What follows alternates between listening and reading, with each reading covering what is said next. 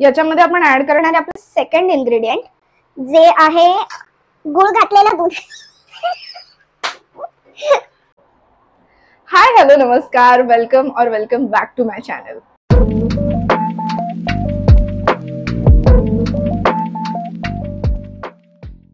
So उद्या आहे रक्षाबंधन आणि जसं मी माझ्या इंट्रोडक्शन व्हिडिओमध्ये पण सांगितलेलं की ॲज अ फर्स्ट व्हिडिओ आणि फेस्टिवल आहे त्याच्यामुळे it's going to be a nice dessert. But जसं मी किंवा अजून काही लोक असतील ज्यांना फेस्टिवलला स्वीट खाण्याची क्रेविंग तर होते, but may be they are on diet और मे बी त्यांना गोड म्हणजे साखर वापरलेली जास्त आवडत नाही. So I have decided to make a healthier version of barfi. So आज मी बनवणार आहे केसर बर्फी. सो सगळ्यात आधी गॅस ऑन करायचा आहे ऑब्विसली आणि आपण याच्यामध्ये ऍड करणार आहे द फर्स्ट इन्ग्रेडियंट तूप. ऑलमोस्ट अ टेबलस्पून और 2, 1 ते 2 टेबलस्पून पेक्षा जास्त नाही. छोटा चमचा आहे त्याच्यामुळे मी अकॉर्डिंगली टाकते.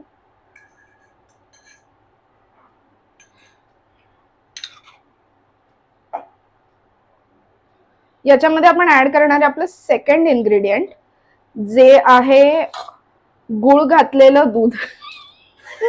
सो याच्यामध्ये 3 ते 4 चमचे जॅगरी पावडर आहे. सो पाऊण कप दुधात 3 ते 4 चमचे गुळाची पावडर टाकली. जर तुम्ही नॉर्मल गुळ यूज करणार असाल तर दूध थोडं कोमट करून घ्या आणि मग त्याच्यामध्ये किसलेला गुळ घाला. सो ते व्यवस्थित मेल्ट होईल. सो आता मी याच्यामध्ये हे दूध घालणार आहे.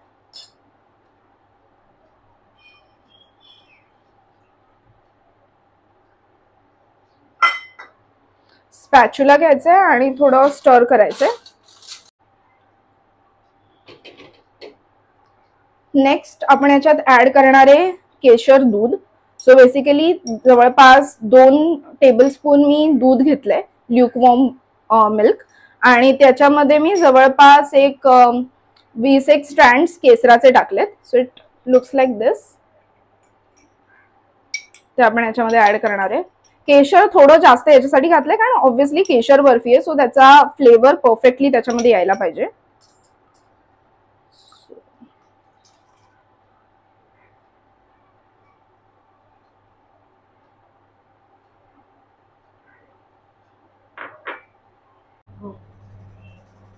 आणि आपल्याला फक्त स्लो गॅसवर सिमर करायचंय, खूप उकळी येऊ द्यायची नाहीये आणि you have to make sure की तुमचं दूध फाटणार नाही.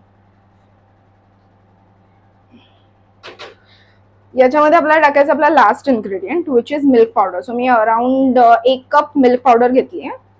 So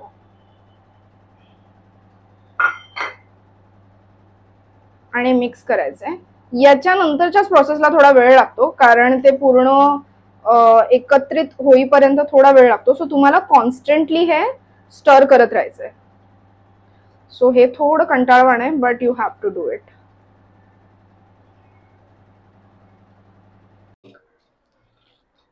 so as you can see हे आता थोडं थोडं घट्ट होत चाललंय आणि दूध आपण आटवतोय, दुधाची पावडर आटवतोय. त्याच्यामुळे मेक शुअर की जेवढं तुम्ही स्टर कराल साईडने असं परत त्याला एकजीव करत राहा कारण ते साईडला चिटकून परत त्याचे लम्स होण्याची शक्यता आहे. So make sure that you have to keep stirring. So या स्टेजला आपलं मिश्रण आलं ना, जेव्हा हे असं एकजीव व्हायला लागेल त्या पॉइंटला तुम्ही थोडंसं फ्लेम हाय करून एकदम म्हणजे मीडियम हाय करून तुम्ही हे फटाफट स्टर करू शकता. तोपर्यंत यू हॅव टू स्टर it on a very low flame only. So आपल्याला ही कन्सिस्टन्सी एक्सपेक्टेड आहे. सो तोपर्यंत आपल्याला स्टर करतच राहायचंय जोपर्यंत हे मिश्रण असं दिसत नाही. So to be very honest हे या फॉर्म मध्ये यायला ऑलमोस्ट 20-25 मिनिट्स लागतात. सो तोपर्यंत तुम्हाला ते स्टर करतच राहायचंय. मी एक डब्बा घेतलाय, त्याला थोडंसं तेल लावून त्याच्यावर बटर पेपर लावलाय आणि we are just going to spread it. Go. So this is ready. आता आपण याला 1 ते 2 तास फ्रीज मध्ये सेट करायला ठेवूया आणि त्याच्यानंतर we are going to cut it in pieces. आपण हे काढून घेऊया. We will cut it. तुम्हाला हव्या त्या साईजमध्ये तुम्ही कट करू शकता. मी नॉर्मली एका बाईटमध्ये खाता येईल एवढी साईज, म्हणजे थोडी छोटी साईज ठेवते.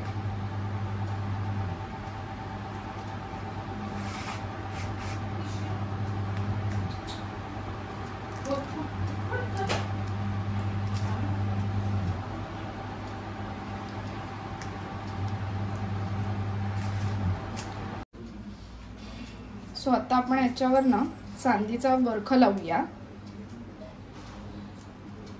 Be very careful with it.